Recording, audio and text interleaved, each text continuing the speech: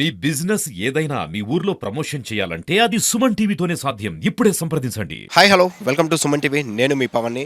ఈరోజైతే శ్రీకాకుళం జిల్లాలోని కలెక్టరేట్ వద్ద అయితే 104 ఉద్యోగులు అయితే ఈరోజు నిరసన అయితే తెలుపుతున్నారు. అయితే వీళ్ళ నిరసనకి మెయిన్ కారణాలు ఏంటి అంటే ఇప్పుడైతే ఏదైతే ఉందో భవ్యశ్రీ అనే సంస్థ ఈరోజు తీసుకున్నటువంటి ఉద్యోగులందరికీ కూడాను సరైన వేతనాలు ఇవ్వటం లేదు. అదేవిధంగా అరబిందో కంపెనీ నుంచి భవ్యశ్రీ సంస్థ వాళ్ళు అయితే వీళ్ళందరినీ కూడా టేక్అవుట్ చేసుకోవడం జరిగింది. టేక్అవుట్ చేసుకున్నటువంటి వీళ్ళకి ఇప్పటికి కూడా సక్రమంగా జీతాలు ఇవ్వటం లేదు. అదేవిధంగా లాస్ ఆఫ్ పే ఇస్తున్నారు. వీళ్ళకంటూ ఉద్యోగులకైతే తగినటువంటి వేతనాలు అందించట్లేదంటూ ఈరోజు 104 ఉద్యోగులందరూ కూడా రోడ్డుకెక్కి ధర్నా అయితే చేయడం జరుగుతుంది. దీనికి ప్రధాన కారణాలు ఏంటో తెలుసుకునే ప్రయత్నం చేద్దాం. శ్రీకాకుళం జిల్లా ఇచ్చర్ల మండలం 104 డేటా ఎంట్రీగా పనిచేస్తున్నానండి. అదే మాకు డేటా ఎంట్రీ వర్క్ కానీ మా పోస్ట్ అయితే డేటా ఎంట్రీ అయింది, కానీ వర్క్ పరంగా మాత్రం మాకు ఫార్మసిస్ట్గా ఒక ల్యాబ్ టెక్నీషియన్గా ఎలా వాడాలో అలా వాడుతున్నారు సార్. ఎందుకంటే వాళ్ళు ఏం చెప్తే మేము అదే చేస్తున్నాము. దాన్ని బట్టి మాకు కూడా అలాగే విపరీతంగా ఏ వర్క్ పడితే ఆ వర్క్ డేటా ఎంట్రీ పోస్ట్కి డేటా ఎంట్రీ తప్ప రిమైనింగ్ వర్క్స్ అన్నీ చెప్తున్నారు సార్. మాకు ఆ వర్క్ ఒత్తిడి కూడా తగ్గేటట్టు చూడండి. అలాగే డేటా ఎంట్రీకి తగ్గట్టు మనకి మినిమం రీఛార్జ్ కూడా మాకు ప్రొవైడ్ చేయట్లేదు సార్. యాప్స్ కొట్టాలన్నా వర్క్ చేయాలన్నా మాకు మినిమం రీఛార్జ్ బిల్స్ కూడా మాకు కంపెనీ వాడు ప్రొవైడ్ చేయట్లేదు. కనీసం మా నుండి కోరుకునేది అదేనండి. వేతనాలు కూడా అలాగే మాకు పాత వేతనాలు ఎలా ఉండేవో వాళ్ళ కనీసం ఇప్పించేటట్టేనే చూడండి సార్. పాత కంపెనీ వాడి కన్నా ఈ కంపెనీ వాడు తగ్గించి కట్ చేస్తున్నాడు. కానీ అలా కట్ చేయకుండా పాత వేతనాలు, లీవ్స్, మాకు ఆడవాళ్ళకి కొద్దిగా పర్సనల్ ప్రాబ్లమ్స్ ఉంటాయి. అలాంటప్పుడు ప్రాబ్లమ్స్కి లీవ్సే కాకుండా కనీసం పర్మిషన్స్ కూడా ఉండట్లేదు సార్ ఈ కంపెనీలో. కొద్దిగా అదే మా రిక్వెస్ట్ఫుల్గా మేము అదే ప్రార్థిస్తున్నాము. మాకు పర్మిషన్స్, లీవ్స్ శాంక్షన్ చేయాలని కోరుకుంటున్నాం సార్. ఫర్ డిఈఓని శ్రీకాకుళం నుంచి మాట్లాడుతున్నాం. మేము గత 5 సంవత్సరాలుగా ఇందులో డిఈఓగా వర్క్ చేస్తున్నాను. కంపెనీ 5 సంవత్సరాల తర్వాత వేరే కంపెనీకి మా సంస్థని చెప్పడం జరిగింది.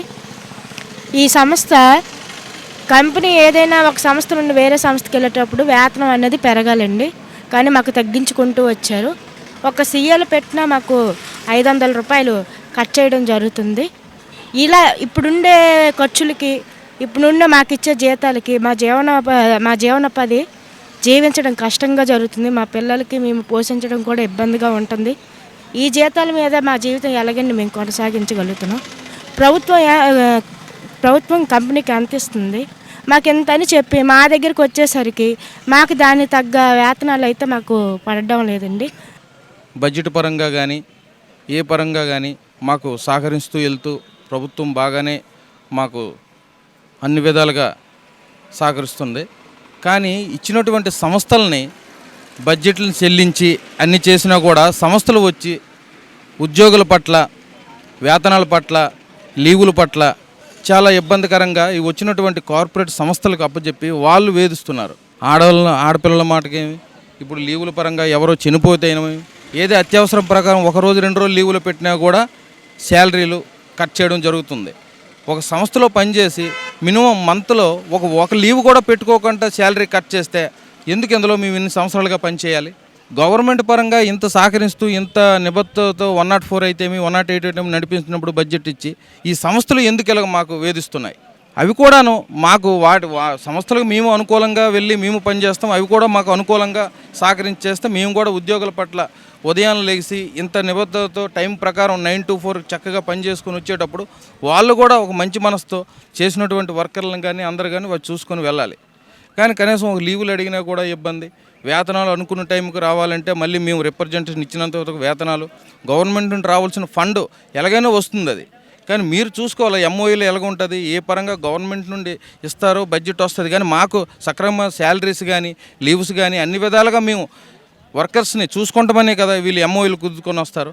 కానీ ఎంఓఈ చేతికి వచ్చిన తర్వాత వీళ్ళు వర్కర్స్ని అయితేమి, వెహికల్స్ పరంగానేమి, మెడిసిన్ పరంగానే ఇవేవి కూడాను కొద్దిగా కరెక్ట్గా వెళ్తే సంస్థలకు మేము వాళ్ళు చెప్పిన విధంగా కూడా మేము వర్క్ చేస్తూ అన్ని విధంగా సహకరించగలం. కానీ ఏవి కూడా ఒక టార్చర్ పరంగా ఒక లీవులు అడిగితే ఇబ్బంది. మా యొక్క హక్కుల్ని వాళ్ళకి శాలరీస్ పెంచమని కాదు, లేదా మాకు ఎక్స్ట్రా లీవులు ఇమ్మని కాదు, ఏమి కాదు. కానీ మాకు శాలరీ ఇచ్చినటువంటి శాలరీల్లో కూడా వీళ్ళు కుదించేస్తున్నారు. ముఖ్యంగా ఈరోజు రాష్ట్ర వ్యాప్తంగా 104 ఉద్యోగులకు ఉన్నటువంటి సమస్యల మీద రాష్ట్ర వ్యాప్తంగా చేస్తున్నటువంటి నిరసన కార్యక్రమంలో భాగంగా ఈరోజు గత 3-4 రోజులుగా నిరసన కార్యక్రమాలు అనేవి చేస్తున్నాం. గతంలో కూడా చాలా యాజమాన్యాలు వచ్చాయి. ఆ యాజమాన్యాలు చాలా చక్కగా వ్యవహరించి వెళ్ళాయి. ఇప్పుడు వచ్చినటువంటి యాజమాన్యం మాకు గతంలో వచ్చినటువంటి జీతం కంటే కోత విధిస్తుంది. ఎందుకు అంటే ఈ రోజు వరకు కూడా ఒక ఉద్యోగి అపాయింట్మెంట్ ఆర్డర్ అనేది రాలేదు, ఒక ఉద్యోగికి పేసిప్ అనేది రాలేదు. మనం ఎన్ని రోజులు పనిచేసాము, మనకి ఏ విధంగా యాజమాన్యం ఇస్తుంది అనేది కూడా మన ఉద్యోగికి ఎటువంటిది తెలియట్లేదు.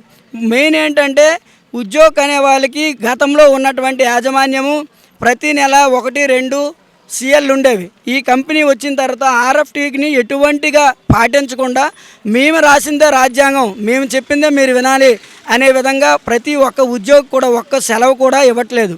ఇవ్వకపోయింది కాక సెలవు ఏదైనా అవసర పరిస్థితిలో పెడితే జీతం నుంచి కట్ చేస్తున్నారు. అదేవిధంగా జిల్లాలో ఉన్నటువంటి బఫర్ ఉద్యోగులు ఎవరైతే సెలవు పెడితే రిలీవర్స్ ఉంటారో వాళ్ళకి లేకుండా ఈరోజు చేసి ఒక పూల్ డాక్టర్ అంటే ఒక యాజమాన్యం ఒక ఉద్యోగిని తీసుకున్నప్పుడు 10th క్లాస్ పాస్ కావాలి, హెవీ లైసెన్స్ కావాలి, ట్రైల్ రావాలి, ట్రైనింగ్ ఉండాలి, అవన్నీ అని చెప్తుంది.